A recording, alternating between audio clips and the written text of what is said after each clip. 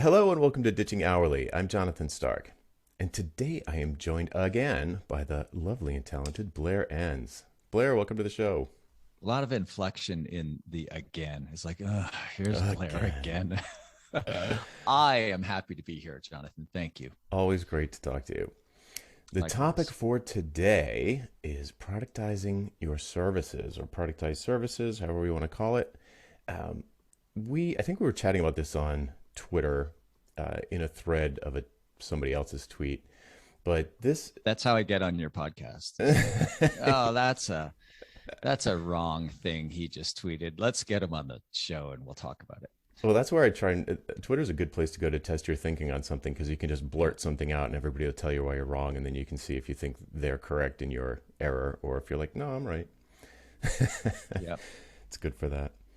Um, this has been on my mind. We didn't talk about this before the show, but this has been on my mind a lot because I'm working on a book about the subtitle being 35 Ways to Stop Trading Time for Money. And so productized services fit into that heavily. There's some other things too, but productized services, I think, on balance, are the easiest way out for most of the people that I work with. There's pros and cons to everything, but anyway, so I've got a lot of examples of different kinds of productized services, and I just wanted to kind of brainstorm with you what you are seeing in your space because we're sort of serving different spaces. What you're seeing there, what's working, what's common, those sorts of things. And we can just sort of fill in gaps on both sides, just kind of have a regular conversation, and hopefully the listener will enjoy sort of eavesdropping on it. Sounds good. Cool. All right. So, what is let's start here. What is a productized service in your mind? Look at definition. Yeah, good question. Um, a productized service is one. So I think of productized and customized Mm-hmm. services. A Mm-hmm. productized service is a service that is not customized. It is standard, off the shelf, templated, boilerplate, etc. And you do not bend it to the uniqueness of the business to which you are delivering it.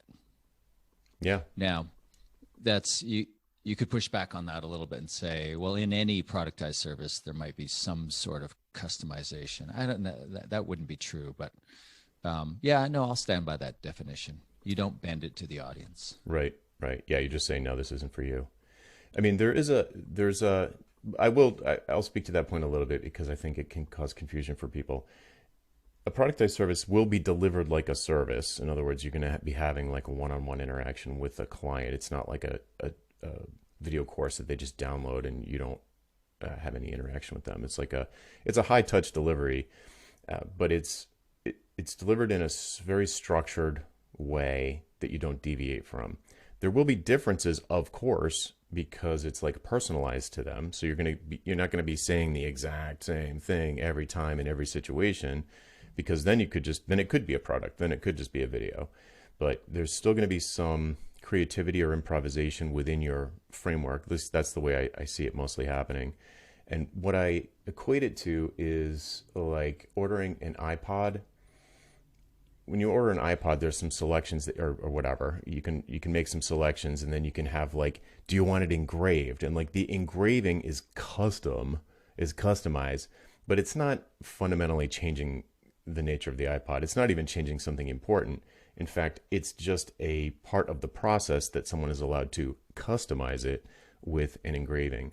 So it won't be the experience when delivering a productized service will be unique. I guess that's what I'm trying to say. It's unique each time because the client is unique each time. It's a different person. They're going to have a different conversation with you. But it's important to stick with your process and your scope and what your promise is each time. Otherwise, you lose all the benefits of having a productized service in the first place. Does any of that? Do you disagree with any of that? I'm not sure. What are the benefits of a productized service? What are the Mm-hmm. benefits to the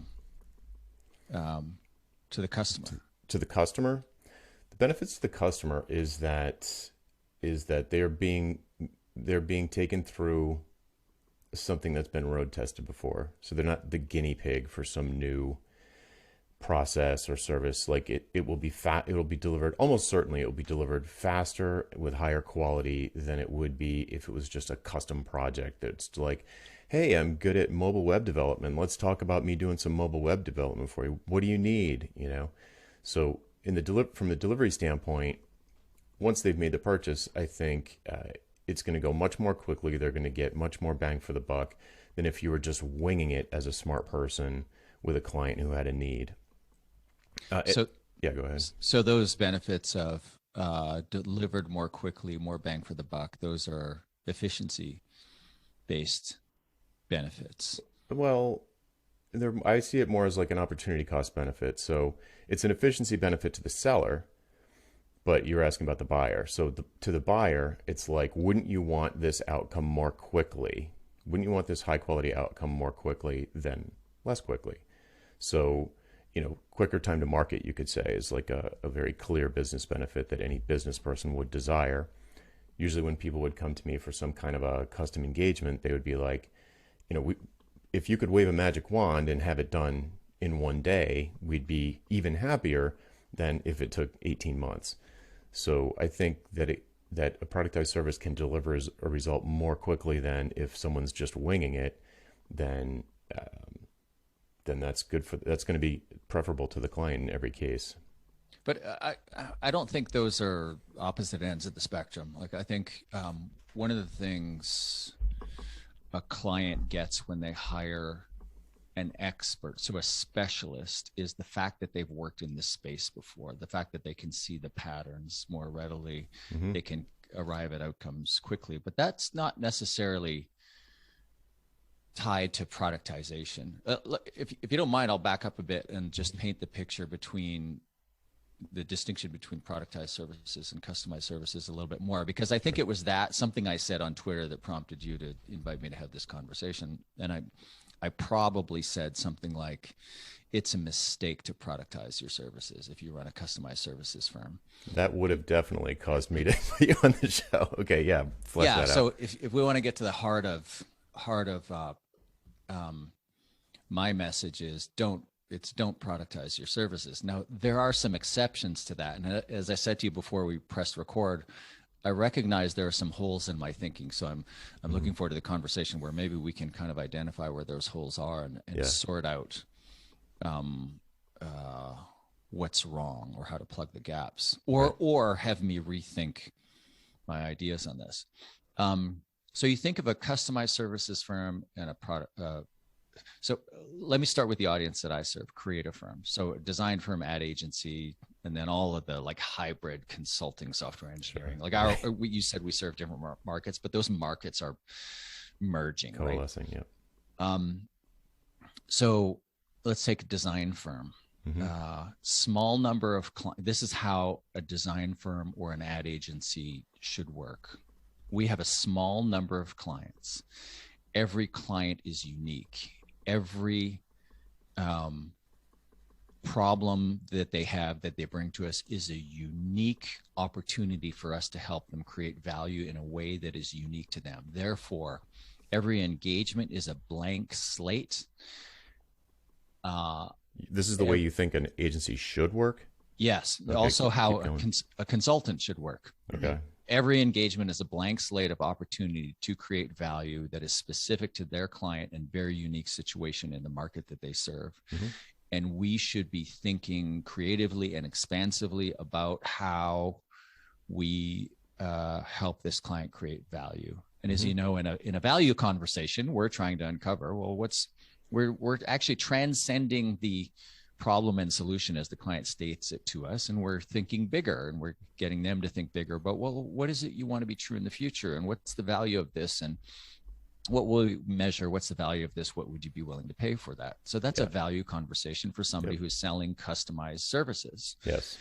And everything is the engagement is unique and bespoke. Therefore, the proposal is unique and bespoke. Therefore, every price is every proposal is a unique creative act. Every price is a unique creative act.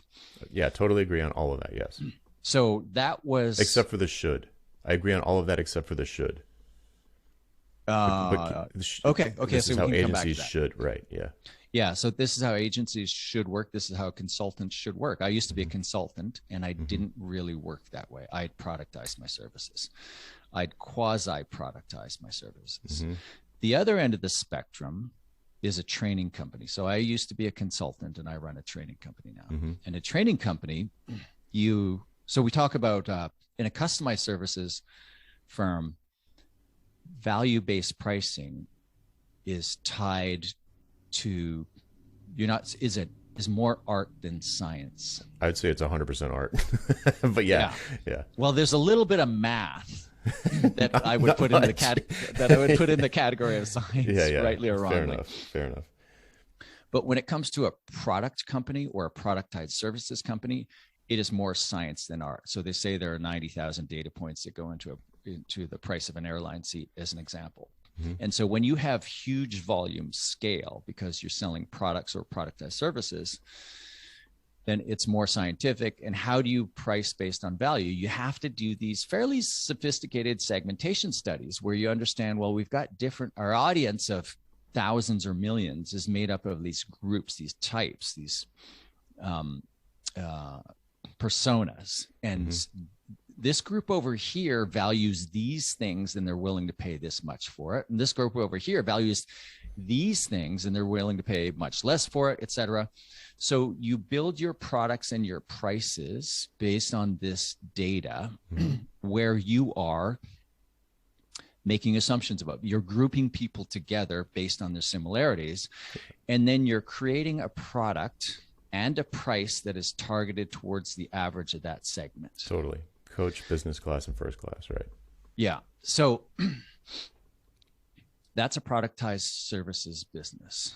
And when you sell a productized service, and I've sold both, customized and productized, so I can attest to the veracity of this statement. When you're selling a customized service and you have learned to master the value conversation, you go into the conversation with the client not thinking about what you're going to sell to them. 100% It's agree. not about you. Totally. It's about the client. And you become really focused on the client in a way that productized salespeople cannot be. True. Because you're letting go of solutions completely. And you're focused on, what do you want?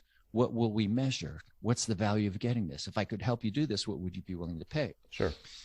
As soon as you start productizing your services, now you have these things, these products on the shelf behind you.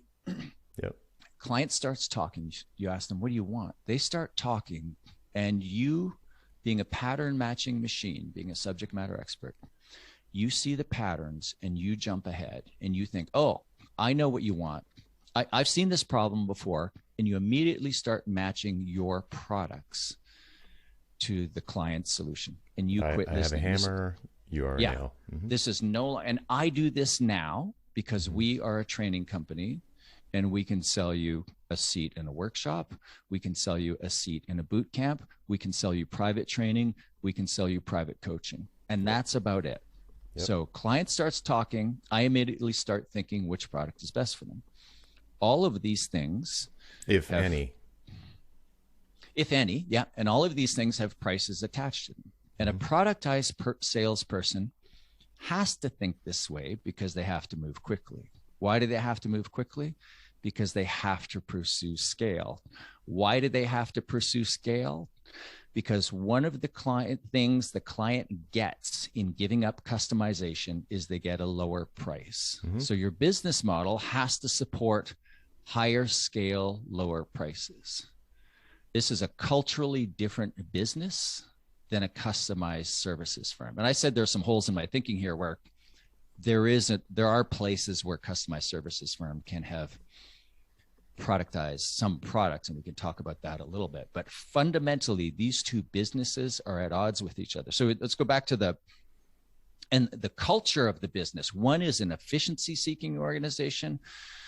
One is an innovation-seeking and value creation-seeking organization. And I've coined the term the inefficiency principle, a blend of the words innovation and efficiency, to talk about this problem that you can't be both. So the inefficiency principle is the idea that innovation and efficiency are mutually opposable goals, and you Yes. cannot increase one without decreasing the other. Right. Because creativity is inherently inefficient. Yes. Mm-hmm. And if you haven't considered this before, you will push back on this idea. But it's got some holes in it, some nuance, but it's a pretty sound idea. Yeah, you're the first person I heard that from, and I remembered. I was like, "Wow, yes, right." So yeah, I don't. We could go into that, but that's not the point of today's talk. So I don't disagree with anything you're saying. I think this does boil down to the types of clients that we serve, because I mostly serve soloists, and well, let me back up for a second. I definitely agree that there are fundamentally different dynamics at play when you are selling, when you are trying to value price custom projects, your sort of idealized firm model where they're doing creative, innovative work. They don't want to be repeating anything. They don't want to be selling anything. They just want to be learning about, what is the transformation that we're trying to achieve here. The productized thing, I have a hammer, everything is a nail, is a different mindset. It is, and the probably, and I do think, I know I have plenty of evidence that, um, and I imagine it's easier for soloists, like a solo .NET developer, an expert at .NET or Rails or something like that. When you've just got a solo person who was a freelancer billing themselves up by the hour, it is not difficult for them to sell a productized service that is a precursor to doing more of a value-based project that is unique and different, and it doesn't have a defined scope. It has a defined outcome, but it's not hard for it's easier for them actually than going from hourly billing straight to value price projects, because they always underbid the projects. So it's extremely dangerous for someone who's been billing by the hour, a software developer that's billing by the hour, that has been billing by the hour for 5 or 10 years, to immediately switch to fixed price projects that they think they are value pricing, but they will surely not do a good job value pricing the first 2 or 3 times, which could easily put them out of business. So if they go into a value conversation, and mine's less involved than yours. You've got like 5 different types of conversations or something, and but mine is just like the why conversation. Go in and ask these questions. You need to have these answers by the time you're done. If you don't have those answers, you can't do a proposal. You will put yourself out of business. You'll regret it at the very least. So what you need to propose to them is that it's like, look, you couldn't answer these really important questions. So what I propose is we do a discovery phase with, I'll do a diagnostic. I'll do discovery. I'll make recommendations. I'll create a roadmap. And then we can de-risk this completely hazy project that you're going to spend 6 figures on for sure. Let's make sure it's in the 6 figures and not 7, by coming up with some clarity around what exactly you're trying to achieve, how you will measure the success of that, how we'll measure progress along the way, making sure there's buy-in among the rest of the staff, the stakeholders, some of your customers maybe even. So my folks don't see this. They don't see it as a productized service. It is a productized service, but they don't The see it. diagnostic. Yeah.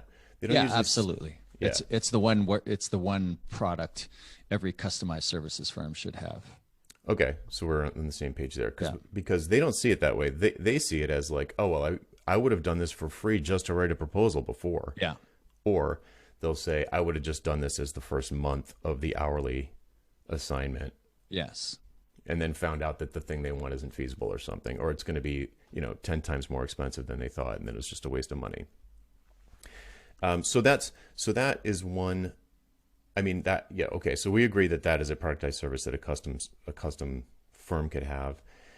Another one is just a straight up, like, I'm an expert at a thing, and you can pay $1,000 to pick my brain for an hour, which is just the most brain dead, simple productized Yep. service that you could possibly I did that roll when out. I was a consultant. Single issue, single session guidance. Mm-hmm. One phone call, $1,000. Exactly. Up to an hour. No preparation in advance. Exactly. No report afterwards. Exactly. Yep. Yeah. If you want to report, take notes. Yeah. Alan Weiss. Right. So, yeah. So those two things. So I think when we get into some of the specifics, I think what we're finding is that when we get into the specifics of like what kind of productized service are we talking about here, then there is some wiggle room and some nuance that between the two stances. I Yeah. So think, if I can recap what you've said, because I agree with both of those points. So the first one is a diagnostic is a formalized way of of gathering information about the project so that you can scope it and price it. And you sell a diagnostic. And in a lot of customized services business, most of the engagements begin with a diagnostic because the client doesn't have the baseline data, or they don't even have the goals. Usually it's they don't have baseline data. They don't have an accurate understanding of where they are now. Sometimes they don't have an accurate picture of where they want to get to or the value of getting there. So you get paid to find out, to go get that. You get paid to go get the information that's required for you to be able to scope and price this project. And so you should have a formalized methodology for doing so. And as you refer to it the same way I do, it's a diagnostic. That should be formalized. I believe it should be written up in one page, and it should be standardized. So when you propose to move forward on that first phase diagnostic, you can slide the piece of paper across the table or email it to the client and say, well, here's what it looks like. What I wouldn't do is I wouldn't standardize the price. I would not put a price on that document. I would stick with the first rule of pricing creativity in my book, which I got from Ron Baker, which is price the client. So have changed the price based on willingness to pay and your rudimentary assessment of the value of that to the client. mm-hmm. Yes. So, and that's number one. And number two, just again, I feel like I'm interviewing you here, but Yeah. number two, just it's especially for a soloist, this like, okay, I have this thing. Like if you just sounds like you just need some advice. I have this thing. It's like, it's X dollars and it looks like this. And here the lines are very clearly delineated. Mm-hmm. So again, my example was it's 1 hour. No, don't send me. You can send me stuff in advance, but I'm not going to read it until the clock is ticking. We're both on the phone together. Mm-hmm. And you pay in advance and et cetera. If you want another hour after that, and it can't be some low hourly rate. It's got to be something like, if you look at, it really has to be tied to some rudimentary tie to value. It's got to be way beyond any hourly rate you would charge as a coder. Yeah. You just price it such that you attract first class flyers. Yeah. And I can think of one other type of productized service that would make sense. Okay, hit me. I think of a feeder product. So like an MVP? No, in my own business, back when I was a consultant, I had a webcast subscription for 10 years. I had webcast subscriptions. I was a customer. Yeah, that's right. And that was a great, so I published blog posts on a regular basis. That was free. So lots of people reading free blog posts. The next step is pay a little bit of money to go deeper into these topics in a webcast. And those people who are willing to part with some money are more valuable, more likely to pay you for the higher value stuff. So it's a great feeder product or kind of a next step. It's a first paying step that lets you decide. All these people who've been reading my blog post for years and have never bought, and let's see if they'll buy something from me. And those that don't buy that feeder product from you, that is productized, scaled, delivered at scale, far less likely to hire you for your more valuable services. But I think beyond those three, I think productizing your services is a mistake. It's not one that you'll burn in hell for. You won't necessarily crush your business. You and I know somebody who has no employees, and he will bill $1.5 million this year, no employees, and all his services are productized. I have a friend who's another solo consultant who's one of the best value pricers I've ever met. He will bill just under that amount, no employees, works far less, has far fewer clients. So when you have the volume, you can get away with productization. You're leaving money on the table. This friend of mine is going to bill $1.5 million. He knows he could change the way he prices and he could earn $2-3 million. But he's been doing this for years. He doesn't need to earn $2-3 million, $4 million, $5 million. Right. And those value conversations, that's a steep learning curve. Exactly. Yes, we are 100% on the same page. Yeah. Yeah. So sometimes it's just, and it's easier. Price, it's like, hey, here's the price. I'm in demand. Here's the price, pay it or leave it. Yeah. Rather than, well, I'll tell you what the price is once I figure out how much value I can create, what that's worth to you.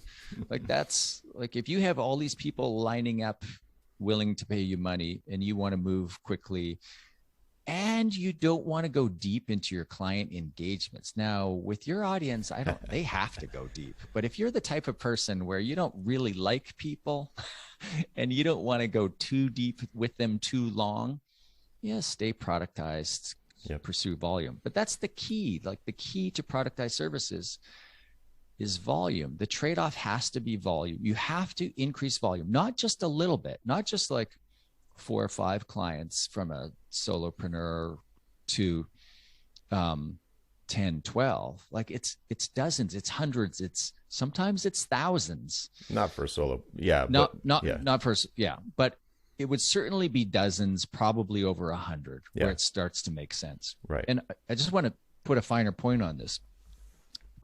So the client gets a cheaper price because the advice is not customized to them.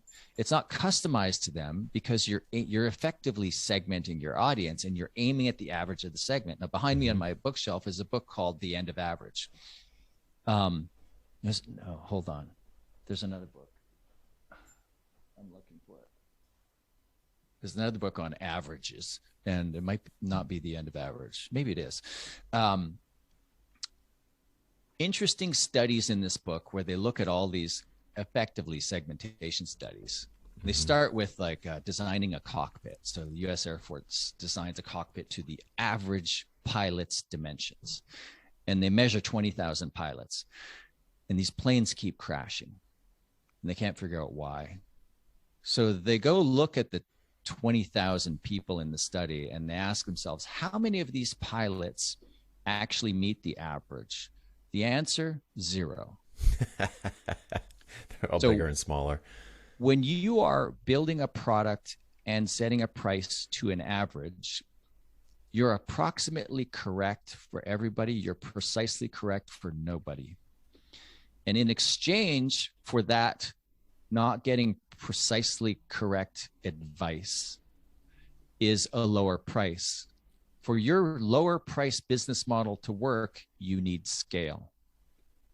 So I really became aware of this in digital marketing firms. So there is a type of digital marketing firm out there that is a channel partner of a SaaS product. And I won't name names here. So they are a digital marketing firm. They resell a SaaS product. Yep, I get it. And the SaaS product that they sell has done such a good job of supporting their agency partners. They've given them all of this like turnkey content to put out into the world. It's like these people are more like franchisees than they are like entrepreneurs. And they take so many of their business decision-making cues from this SaaS company, including, and I'm sure the SaaS company didn't advocate this, they price like SaaS companies. So when you go to I can tell that they're a reseller of this product because I go to their website and they have these productized services pricing. So they're violating rule number 1 of pricing creativity, price the client. And what they don't understand, and when you look at, and I have a friend who's done consulting for dozens of these firms, they are far less profitable than the average digital marketing firm. When you say profitable, you literally mean profits or you mean revenue? No, profit. They are far less profitable. They make far less money. Even the ones at the highest tier that are kind of famous within the spectrum, they don't make the money that those below looking up at them might covetously think. Right. And the big problem is they are taking their cue from from a product company that has massive scale. They're pricing the same way, but none of them have the volume. They don't have the capacity. These businesses do not scale in the That's a same good way. point. Capacity is a And good that point is the too. most common mistake that I see. It's in digital marketing firms in particular. Well, They also have it's to a be, yeah. business model mismatch. I mean, one's a Yes. product company and one's a productized services company, or a services company, really. And I mean, that's just a complete mismatch. But I run a, so I pivoted Win Without Pitching from a consulting company to a training company in 2013. Hmm. And it was easier. It's not as messy as consulting, but there's the first few years until you hit scale. It's like Yeah. you really need a certain amount of scale, and you really need to build some infrastructure from this, and you really need to build an organization where that is more efficiency seeking than a pure innovation seeking customized services firm. Right. Yeah. Yeah. I mean, it ends up boiling down to like, what kind of business do you want to build? Because I mean, that one example notwithstanding, you can make plenty of money as a productized service business. You can. I mean, is it as much money as you could make if you're just selling custom? Well, you could make more, but you need the scale, Right. right? So I guess And the way to if you're think a about it, soloist, where's that? And you're struggling with 3, 4, 5 clients or whatever it is at any one time. Like, how do you flick the switch to get to 100, 200, 300, 400? yeah. Well, that's the thing. I think in Teen Zo's book Subscribe, he calls it swallowing the fish, or he talks about it there, where you're going from these really, you're used to high ticket, you're used to high revenue. So let me just talk about solos for a second in case it's different. I think it is meaningfully different than having like 20 or 30 employees, because you can focus on different things in a different way. But if you are used to making $200 an hour and billing out 30 or 40 hours a week, which is not totally uncommon, um, and then I say to somebody like, "Oh, you should start a mailing list and send out email like 5 days a week," and they're like, "Well, that'll take me 2 hours a day. That's 10 hours a week. I could have made 200 times 10 hours, and I'm losing 200 times 10 hours unless I do it on the weekend, or queue them up on the weekend or something." So there's this kind of like scrunched up puppy face, like, why would I do that? Because they're so used to trading time for money. So for me, switching straight to value pricing is extremely dangerous if they're going to take on a really big project, because they will get the conversation wrong. They will underbid it, Yeah. guaranteed, every time, 100%.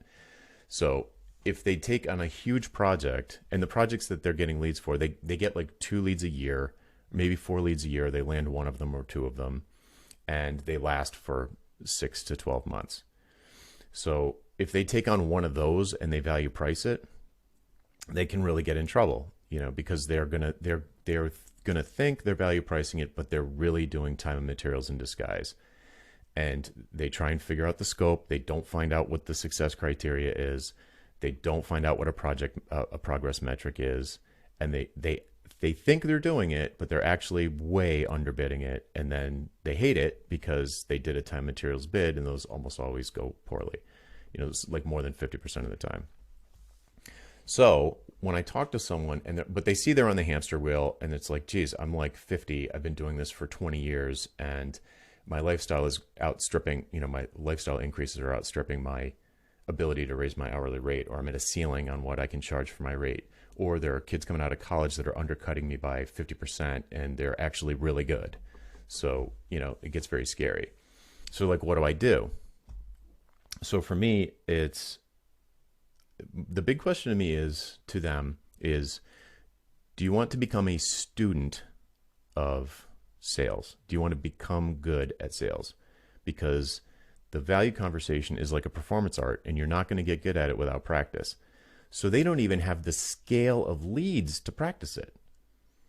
So what do you do? Like, they're not getting any leads. So I'm like, well, let's start doing this paid diagnostic. Let's start doing these paid phone calls and see if you can get anybody in. And both of those things, the phone call actually is a really good filter for paying clients, like you described with the webcast subscription. If someone's going to pay you $1,000 to pick your brain about image compression on like, I don't know, in a CDN, then they really have a problem. Like, they've got something wrong. And if you're an expert at image compression or something, then they're going to be like, oh, wow, that was amazing. I'm so glad I talked to you. Listen, can we bring you in? It's like, okay, let's do a paid diagnostic. I'll figure out what's going on here. And then at that point, maybe they've got enough information to do and I'm like, make the phase as small as possible. Do a phase one that's as small as possible, not what you're used to, which is trying to get as many hours as possible and blowing the scope up big because you're taking no risk, but make it really small and just try and execute on that so you get more and more chance to have these value conversations, because you have to have practice to get better at it. Okay, so sorry for the soapbox, but the point is if they don't ever want to get better at sales, they hate the idea of it, they wish it would just sell itself, I'm like, don't bother trying to get good at value pricing. You're never going to get there. So don't bother trying to get good at business. That's a fair point, but they can still do really well if they are like productize a very specific thing, and then from there build out products underneath it, products, not productized services, but products, and those will scale like crazy. So the question is like, what kind of business model do you want to have? Do you want to be like super innovative? Like, I mean, I love your description. A small number of unique clients that come to you all the time with these problems, and you are like massively inefficient creative that is never going to optimize the way that things work. And you're going to have a genius idea in the shower or whatever. And you don't need to, because the delta between your cost and the price is so massive, you could scope in orders of magnitude. Exactly. Totally agree. So where am I going with this? So it boils down to what kind of business do you want to have? If you're, especially for soloists, it's very difficult for me to even think beyond soloists. Like I've worked with a couple of small firms and it's relatively similar, but if you start getting up to like 100 or 200 employees, I can't even relate. So it's like, so you're not seeing, this is why we're thinking about this differently. You're not seeing a productized services as a scaled offering sold to many. You're seeing it as a safety or an interim step, yes, to get away from hourly pricing to value-based pricing. Either way, I see it as an interim step, either to get to value pricing or to get to product. Yeah. So I like to say that I think that makes sense. I like to say that pricing is a prison cell in your own mind of your own making. And at first, when you learn value-based pricing, you're going to think that you have dissolved the walls of the cell, but you haven't. You've just made them bigger. And I recall a conversation I had with one of my earliest clients. I worked with this firm in 2003, and I was having drinks with them with two senior people from that firm. They weren't owners. They'd since gone on to other things. And I was having drinks with them in 2019, so 16 years later. And we were reminiscing about when we worked together. We were all kids. And they said to me, I remember you gave us the one piece of pricing advice. You said we did this one service. I think it was branding. And we were charging $15,000 for it. And you said double the price every time you sell it. So we sold the next one at 30,000, the next one at 60, the next one at 120, and the next one at 240. The exact same service. And they're laughing, like just reliving this moment. And I'm thinking, yeah, that was bad advice. And then I realized it wasn't bad advice. It was good advice at the time. But if you move to value-based pricing, it's like, you know what, that's an example of the size of the prison well. You're just doubling the size of the cell with every sale. But at some point, there's a next level where the walls disappear, and the price is really dependent on the value that you create. So they could have been, while they were earning multiples of what they had previously earned for that service, they could have been earning multiples more in some cases. Maybe not, but in some cases, they almost certainly could have been earning multiples more if they'd thought about it and priced it correctly. But that's messy. That's complex. You need to learn to master the value conversation, all of these things. So the idea of just saying, okay, that service that you do, let's productize it. Let's say, okay, if you buy this, you get these things. And I used to do this when I was selling design. And here's the price. And then just keep raising the price. And at some point, you will develop the confidence that you will no longer put a price on it, and you will have a conversation about, well, what's this worth to you? Mm. Couple of points there. There are sort of nuances. One is that I wouldn't have a sales conversation if I was selling productized services. Like right off the bat, I don't even do Just that. buy it from my website. Buy it, don't care. Yeah, it's not. You're not having a conversation. Somebody might email me and say, or emails like if you're having a sales conversation, then all of a sudden you're starting to undermine the whole point of it, which is like, hey, it's $1,000, it's $10,000, it's $25,000. It's fine if you don't want it, but here's the box, here's what it says on the front label, here are the ingredients from the back label, and here's the price. And if you're not cool with that, that is fine. You can, instead of my $25,000 thing, you can buy my $2,500 thing if you want. Or you can talk to me about a custom project if you want. But I'm not having I wouldn't be having conversations with people. A high touch sales for a productized service starts to make it not make sense to me. Yeah, I think there's a semantics issue here. So let's just clarify. So the example I just gave of telling my client to double the price, that's really just fixed fee pricing. Yes, I agree. For what I would consider a standard service, and you would consider it quasi productized. And that's my beef with the firms that I serve, and the digital firms in particular. It's like oh yeah, we do X, we have a price for X, and some people will go so far as to put those prices on their website. So they're stuck in the mushy middle. They're quasi productized. Another thing you said that is definitely true, I wanted to call out, is that the main downside for me of productized services is that you are leaving money on the table. Like, you almost surely, if somebody is like cold buying a $20,000 thing off your website, almost surely you could have gotten more money from them. But, and this is to the previous point, but you didn't have to do any sales, none. Yeah. Right? So if you hate doing sales and you don't want to get better at it and you don't want to hire someone to do it, maybe you should just get a job. Okay, but you could just put it on your site at a price and be cool with leaving money on the table. And if that price is profitable enough, it should be extremely profitable. You should pump your fist and say yes every time you sell one. Like, it should be priced at least that high. But it's not value pricing. It gets less profitable as the sales conversations drag on and on. Exactly. There shouldn't be, right. There shouldn't be that. And I would say every time similar to you, every time you sell one or two, you can increase the price, because you're attracting somebody or groups of people who think this is a good deal.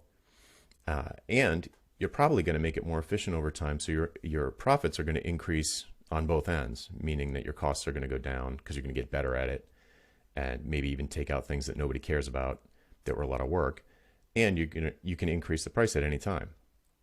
So you can grow it. It's not going to be exponential, but it's faster than linear. So it's like, it can be pretty cool. And if you're using that as a bridge from services, either from hourly billing into value pricing services, and you're just focusing on the kinds of productized services that we talked about, like these feeder things like a one-off phone call, or, subscription to, your webcasts, something like that, or a roadmap, then that will feed naturally right into potentially into value projects that you could value price. Or you could be like, I don't want to do this. It's too risky. I don't like taking those risks anymore. I'm not attracting this is an important point. I'm not attracting the kinds of clients who get that much value out of what I do. So if you're not attracting big, rich clients and you're only attracting mom and pops, value pricing cuts both ways. It doesn't automatically mean you can raise your prices. Yeah. It could be that there's no value there because people see you as an undifferentiated coder. So it might be like, I don't know, dude. Like, what's different about you? What's special about you? Why are you, you're not DHH. So like, why is somebody going to pay you a ton of money to solve this problem?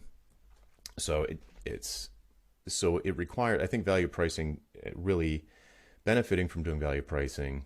Not only do you have to become good at sales and the performance art of that whole thing, but you need to be attracting the kind of clients who are going to be getting massive value out of the stuff that you do. So they're going to be big companies probably that have a large downstream benefit from your piece.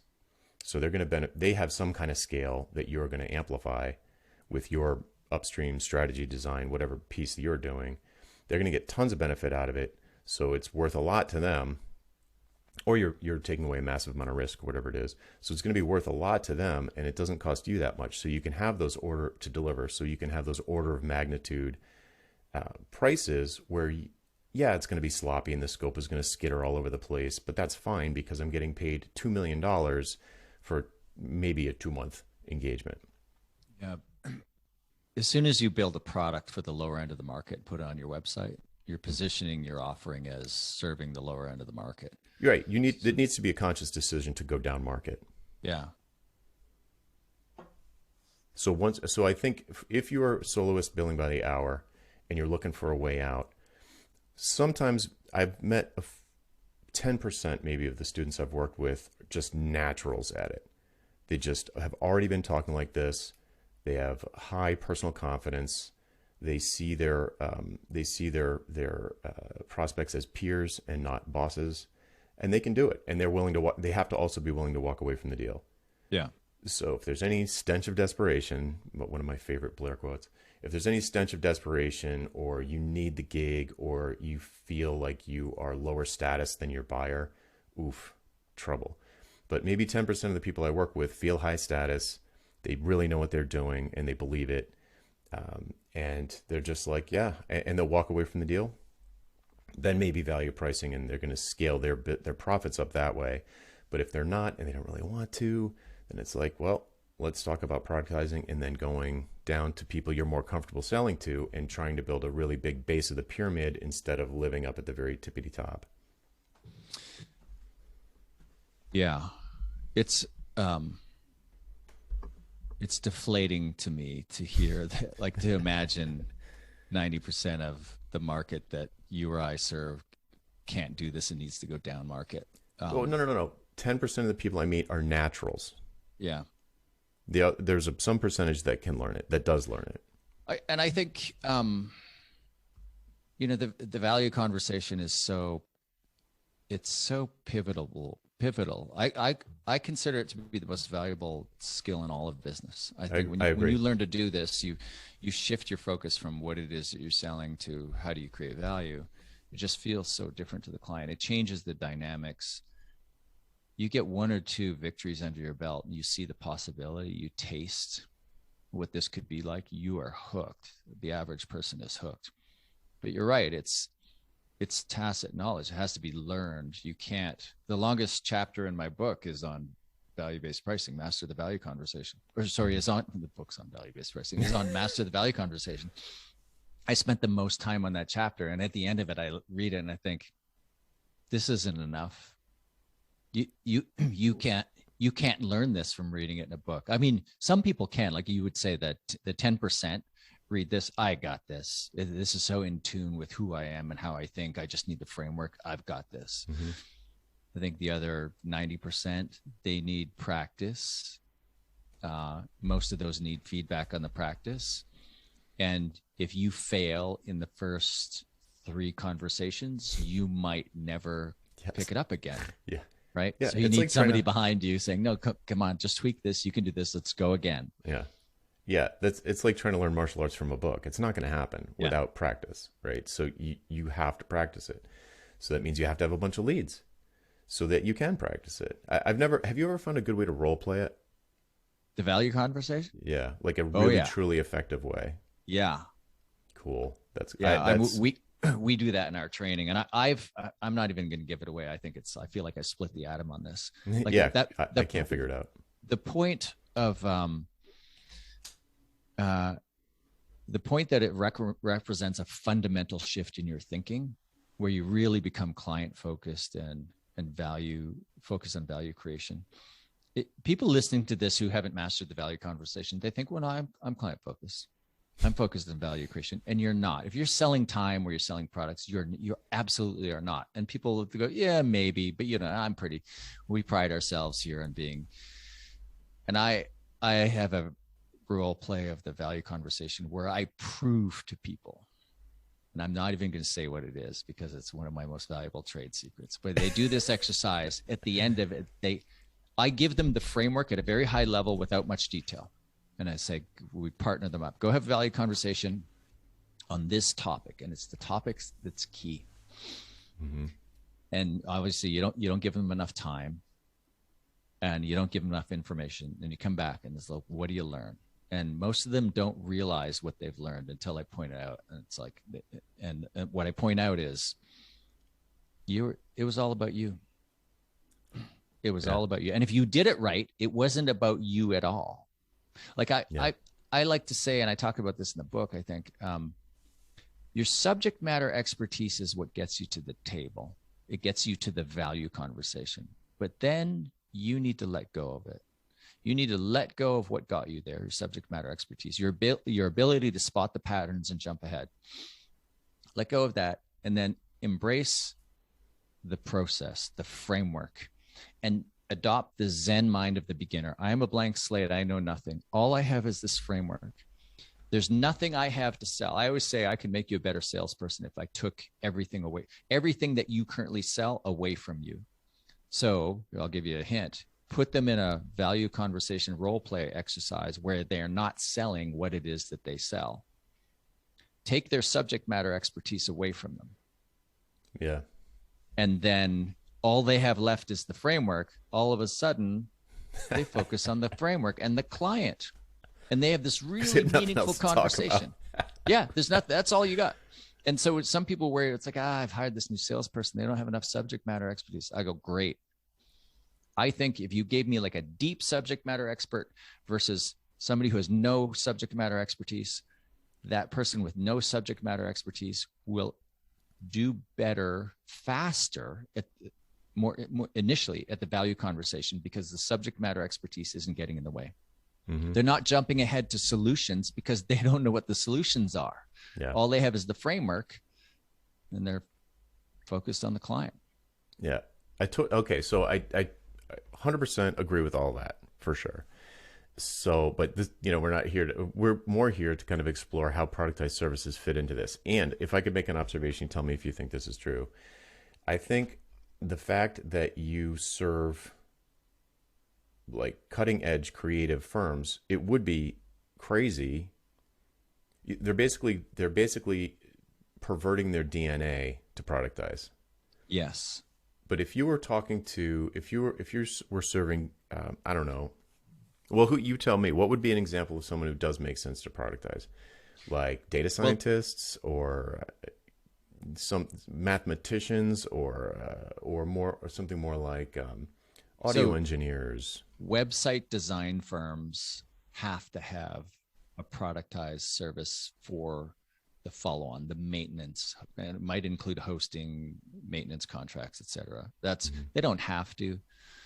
But that's a logical one. So you see a lot of web design dev firms who have this like trailing maintenance product, and support, trailing product after the customized service. And after some time, some of the revenue becomes easy revenue. You add some volume to that.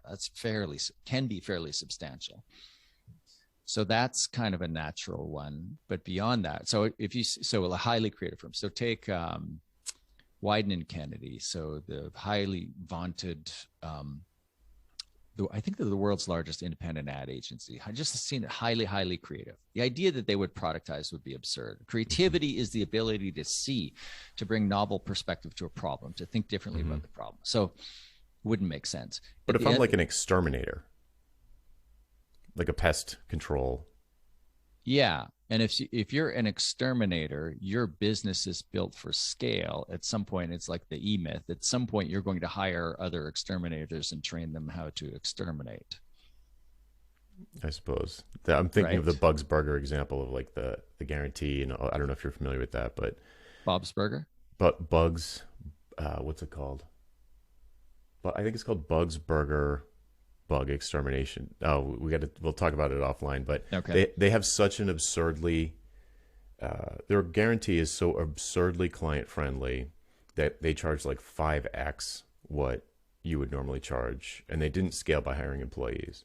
I mean, eventually they got bought by somebody that franchised them, but anyway, different conversation for a different day. What I'm asking is, Do you think that there is a vertical that where productizing makes more sense than like maybe ad agencies are just the worst possible kind of client or kind of business to try and productize because it doesn't make sense. Yeah, maybe SEO, PPC, search engine optimization, pay per click, like advertising. Um, those businesses might be more inclined to productization in my world. And there are sometimes the just standard rote services that are just so commoditized. So should you productize? No, you should get in a different line of work, I think. Yeah, that is the other option. Yeah, Yeah. if it's commoditized. Mm. Well, I think one thing we've uncovered, at least I've uncovered, is that I wouldn't have been able to articulate this before, but I now realize that I see productized services as a transition. It's a transition from something to something else. Um, I mean, I've certainly, when I was doing consulting, still mobile consulting, my main income for years and years and years was what I would consider to be a productized service, which was like a monthly advisory retainer, and it was it was like a scope and it was a price, and I didn't value price it. I just said it's 10,000, it's 15,000, it's 9,000, whatever it was for the situation, and I did great, but it was for a variety of reasons I got sick of it. But if I had to scale that, I don't know how I would have, because I could only handle, my capacity was roughly 3 advisory retainer, clients. I did fine. I did well, but I wasn't like a millionaire. I wasn't making millions of bucks a year from it, and I couldn't have. So I would have had to go somewhere. And I surely was leaving money on the table for sure. But it was so easy. People just come to my site. They'd send me an email. They said, yeah, we want to do it. And we would just do it. It was like no sales at all. Because now this is before, when I was doing that, this is before I understood a thing about positioning or marketing or growing the business. I was just copying stuff I was copying stuff that I knew the name of, but I didn't understand. And yeah. So I don't know how I would have scaled that beyond where I was. I was super comfortable, but I don't know how to scale something like that. So I see it as a transition from, even if you're doing great, it's a transition either into probably value pricing for creative work. And I don't just mean designers or whatever, Yeah. or going mass market and having true products, where you're selling books and courses and membership communities and those sorts of things. Yeah, I see your point of view. I suspect there are better interim steps. I just think the traps, like I think if you really,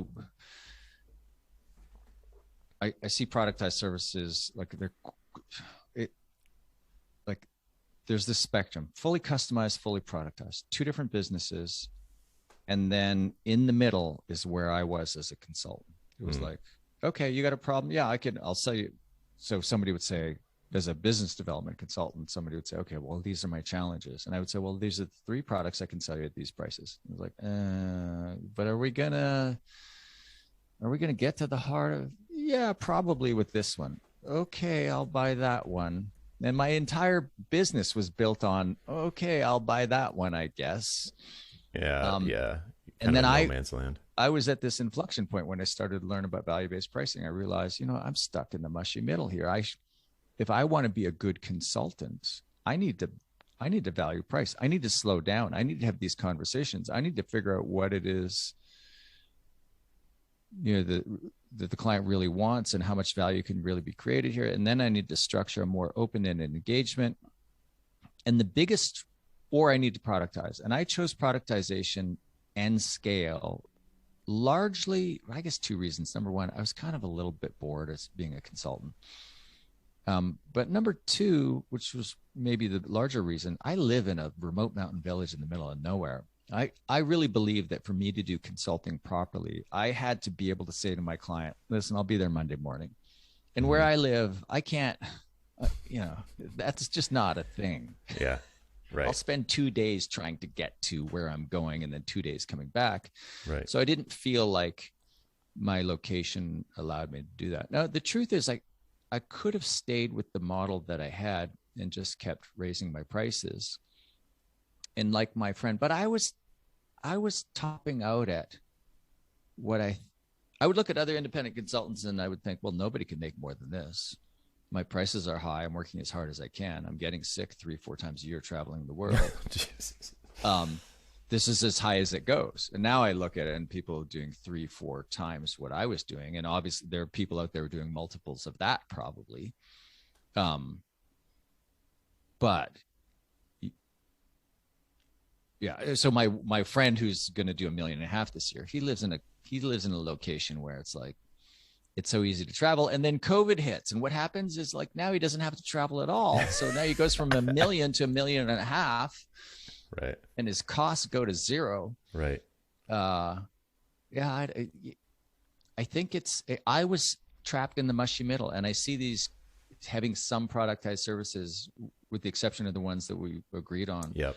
I see it as being in the mushy middle. Like as a transition, maybe. And I hadn't thought about it as a transition. I recognize that that audience of your listeners here who are soloists, it is different. It is different. It's just you. And if you can't master the skill, maybe you have to go down market and productize, but the volume has to come from somewhere. Yep. You still need you need volume at both ends. You're just going to say no to fewer people at the high end. I mean, you're going to say no, you're going to say yes to fewer people at the high end. So, did we make any progress? I did. Thank you for that. So I now realize that I see it as a transition step. I did not think of that before. And I wonder if people who have resisted it as an idea thought that I was saying this is going to be your new business forever and ever. Amen.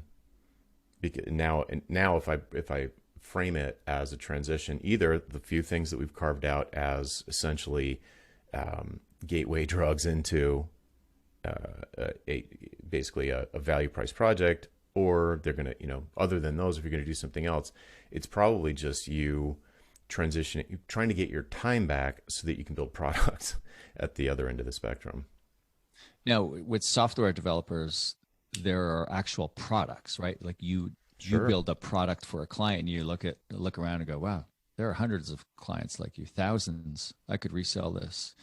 So yeah, I've seen consulting firms, customized services firms build products. A great example is a friend of mine owns a business. Traction on Demand is the URL. It's a Salesforce.com consulting, cloud computing consulting, primarily Salesforce. Mm-hmm. They have developed many products. And if you go to their website, you can see all of these products that they've developed, but they've handled this properly. They develop a product, they spin it off into its own business. And they've done this with 4, 5, 6 products. Mm-hmm.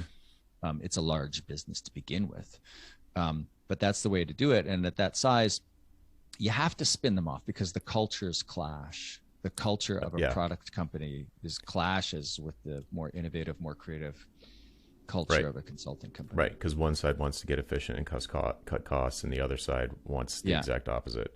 It's scale, higher scale, lower margins, efficiencies become more important, systems become more important, managers become more important, et cetera. Yeah, and that's another difference between our audiences is like most of my people have an engineering mindset. So they love the idea of creating efficiency. Yeah. Yep. Yeah.